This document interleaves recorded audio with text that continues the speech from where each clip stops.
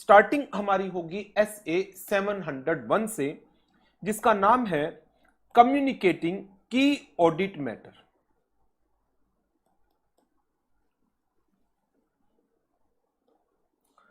Communicating key audit matter in the independent auditors report. Now अब इसका मतलब क्या है, पहले इसकी डिस्कशन कर लेते हैं छोटी सी। की ऑडिट मैटर के रेफरेंस में सबसे पहले आपको SA 260 के प्रोविजंस को ध्यान में रखना होगा। SA 260 that is known as communicating matters, communication with those charged with governance. Auditor is required to determine who are the persons that are entrusted with governance functions. So auditor की duty बनती है उन functions, उन persons को identify करना और उनको कुछ मैटर जो SA 260 में बताए गए हैं उनको कम्युनिकेट करना। नाउ अब क्योंकि वो मैटर जो ऑडिटर ने कम्युनिकेट किए हैं वो गवर्निंग बॉडी को किए हैं, मेंबर्स तक तो पहुंचे ही नहीं। जो कॉमन यूजर्स हैं फाइनेंशियल स्टेटमेंट्स के, उन तक तो ये पहुंचे ही नहीं मैटर। और ये ऑडिटर ने ये मैटर आइडेंटिफाई किए थे in relation to audit of financial statements. Then what is the relevancy of reporting those matter only to the governing body? इन मैटर की रेलेवेंसी तो तब बनती है कि जब आप इनको गवर्निंग बॉडी के साथ साथ, गवर्निंग बॉडी तो इन पे करेक्टिव एक्शन लेगी, that is necessary, but at the same time जो ऑडिटर की ऑब्जर्वेशंस हैं वो ऑब्जर्वेशन मेंबर्स तक भी तो पहुंचनी चाहिए in general. Considering this aspect SA 701 को इंट्रोड्यूस किया गया और SA 701 उन मैटर्स को आइडेंटिफाई करता है जो बहुत ज्यादा सिग्निफिकेंस है in relation to audit of current year. Current year की ऑडिट में जो मैटर अपने आप में of huge significance, huge relevance, उन मैटर्स की रिपोर्टिंग ऑडिट रिपोर्ट के अंदर देना in the name of key audit matter. हमने लास्ट सेशन में पढ़ा था कि जो एक अनमोडिफाइड ऑडिट रिपोर्ट है उसके एलिमेंट्स में number 1 title, number 2 addressee, number 3 opinion section, number 4 basis for opinion, और उसके बाद 3 स्पेशल पॉइंट आते थे। एक MURG का जो एज पर SA 570 आता है, दूसरा की ऑडिट मैटर का जो एज पर SA 701 आएगा, और तीसरा अदर इंफॉर्मेशन का जो एज पर SA 720 आएगा। तो इसमें से जो एक मैटर है की ऑडिट मैटर जो एज पर SA 701 आता है, उसकी सारी डिस्कशन SA 701 के अंदर अब हमें करनी है। तो की ऑडिट मैटर बेसिकली वो मैटर है जो ऑडिटर ने डिटरमाइन किए हैं of much significance in relation to audit of current period and are selected out of the matter reported to the PCWG। So start करते हैं। SA 701 इसका नाम है communicating key audit matters in independent auditors report. SA 701 की applicability क्या है? SA 701 it apply to complete set of general purpose financial statements. ये मैंने आपको लास्ट लेक्चर में भी बताया था। जनरल पर्पस फाइनेंशियल स्टेटमेंट के रेफरेंस में SA 701 अप्लाई होता है। स्पेशल पर्पस फाइनेंशियल स्टेटमेंट के रेफरेंस में 701 की एप्लीकेबिलिटी एज सच नहीं है।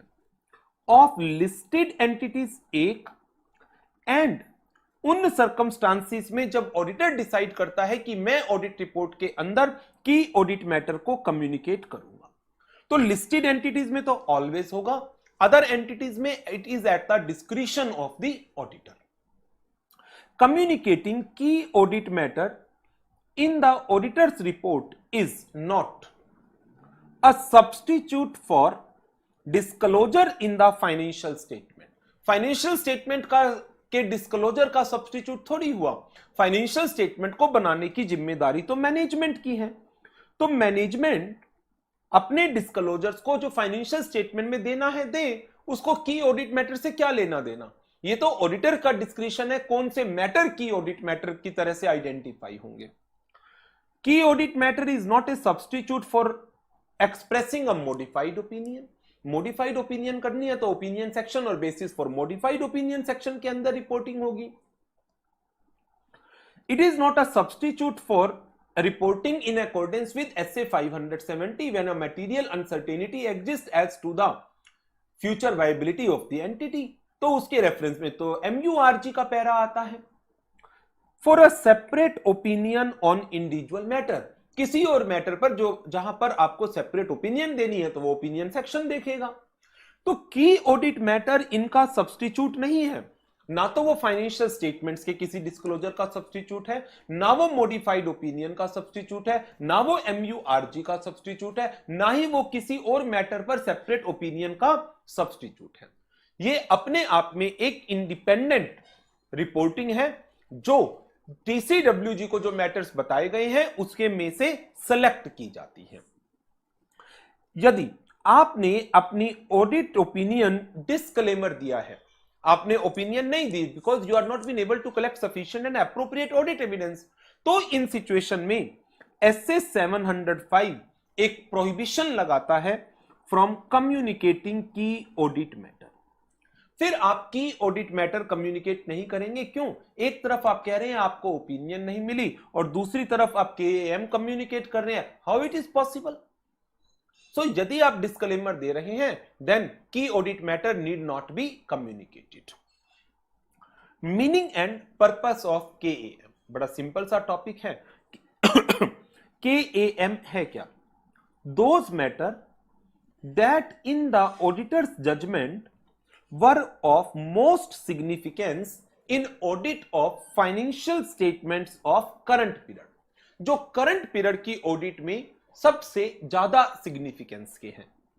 They are selected from the matters which are communicated to TCWG as per the requirement of SA 260. KAM given in the audit report will serve the following purpose. ये audit report की communicative value को enhance करेगा. It will also increase the transparency of the matters which are being informed to TCWG.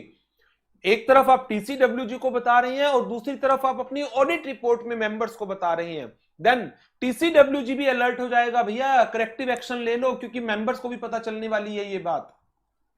It provides additional information to users of financial statement and helps the users to understand the entity and areas of significant management judgments. So, audit report की communicative value को बढ़ाता है. TCWG को जो inform कर रहा है उसकी और ट्रांसपेरेंसी को इंश्योर करता है. यूजर्स को हेल्प करता है in better understanding of management judgements and to understand the entity. इसके अलावा provides the users the additional informations. बड़ा सिंपल सा टॉपिक है. अब जो KAM है उनको आपने सेलेक्ट किया कहां से? उन मैटर्स में से जो आपने TCWG को SA 260 की रिक्वायरमेंट के अंदर बताए थे. ओके, देन कैसे आपको डिटरमाइन करना है how you need to select the key audit matter? It depends कि उस मैटर की सिग्निफिकेंस क्या है, उस मैटर की इंपॉर्टेंस क्या है, उसके कारण कितना रिस्क अराइज हो रहा है. तो वो सब चीजें आपको ध्यान में रखनी है in determining key audit matter out of the matters which are being informed to the TCWG. KAM are to be determined from the matters which are communicated to TCWG after considering the following. Number 1, areas of higher assessed risk of material misstatement. जो matter आपने TCWG को बताए हैं उनमें जिन matter में सबसे ज्यादा risk है, RMM है, रिस्क ऑफ मटेरियल मिसस्टेटमेंट, वो KAM बनेंगे. Number 2, significant judgements of auditor relating to the statements जिनमें मैनेजमेंट की जजमेंट्स इन्वॉल्व थी.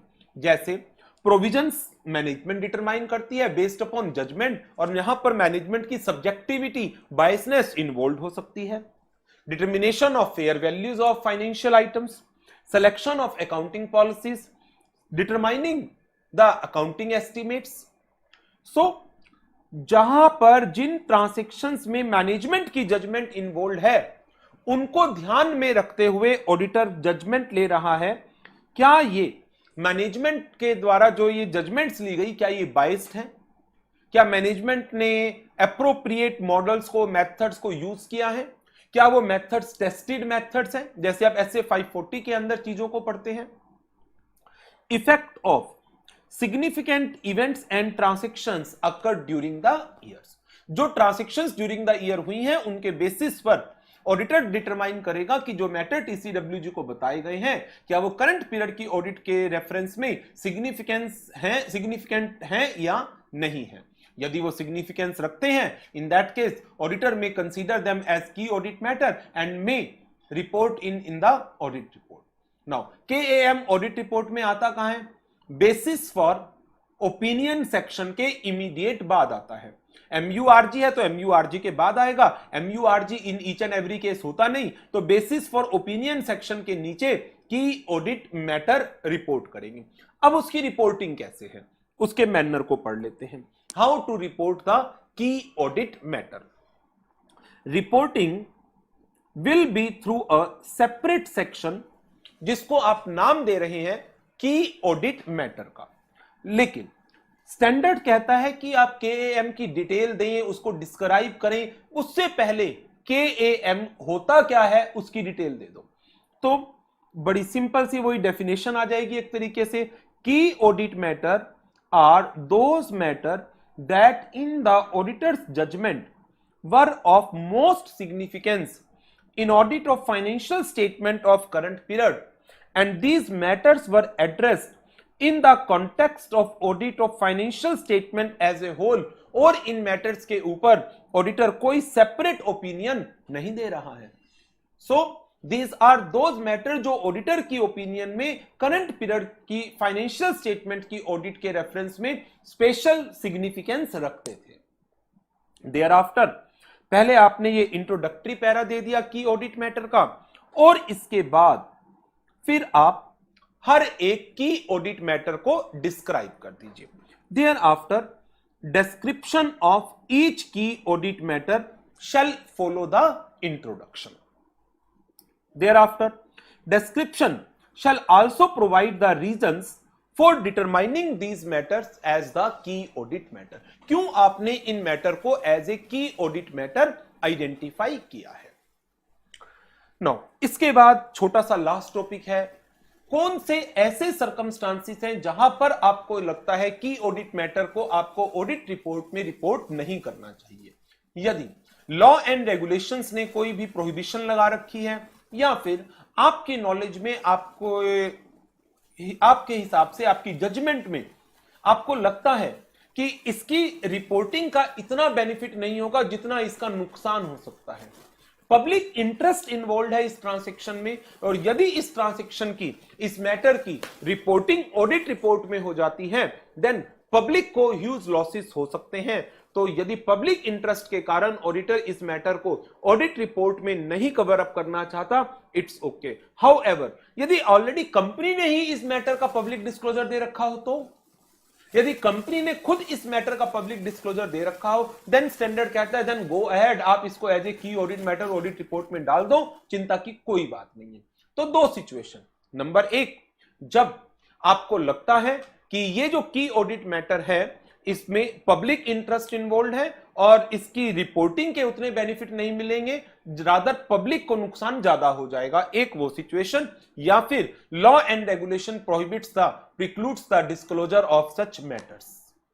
तो दो cases, key audit matter need not be reported if law और regulation precludes the public disclosures about the matter, or number two, auditor determine that matter should not be reported in the audit report because adverse effect of doing so would reasonably be expected to outweigh the public interest. इसके adverse effect ज्यादा होंगे, public को फायदा कम पहुंचेगा।